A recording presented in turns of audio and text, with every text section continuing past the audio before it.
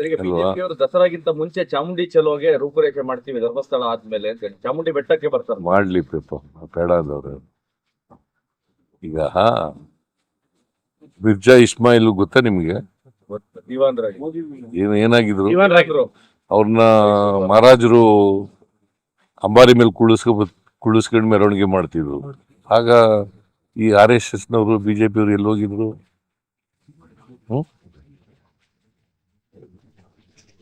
ಆಯ್ತಾ? ಈಗ ನಮ್ಮ ಇವನ್ ಕೇಳಿ 2017 ಇದನ್ನ ಮಾಡಿಸ್ತಾವ ನಿಸಾರ್ ಅಹಮದ್ ಕೇಳಿ. ಹಾಗೆ ಎಲ್ಲಿ ಹೋಗಿದ್ರು?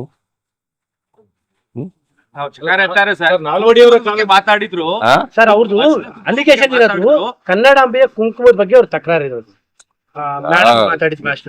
ಅದು ಒಂದು ಬೇರೆ ಇಶ್ಯೂ. ಕುಂಕುಮ ಇದು ಮಾತಾಡಿದ್ರು ಇಲ್ಲೋ ಗೊತ್ತಿಲ್ಲ ನನಗೆ. ಮಾತಾಡಿದ್ರು ಇಲ್ಲೋ ಗೊತ್ತಿಲ್ಲ. ಶಿ ಈಸ್ ಎ ರೈಟರ್ ಇನ್ ಕನ್ನಡ. ಕನ್ನಡದ ಬಗ್ಗೆ ಅಭಿಮಾನ ಇಲ್ಲದವ್ರು ಕನ್ನಡ ಬರೆಯಕ್ಕಾಗತ್ತಾ? ಆಸಕ್ತಿ ಇಲ್ಲದವ್ರು ಬರೆಯಕ್ಕಾಗತ್ತಾ? ಪ್ರೀತಿ ಇಲ್ಲದವ್ರು ಬರೆಯಕ್ಕಾಗತ್ತಾ? ಹೇಳಿ ನೀವೇ.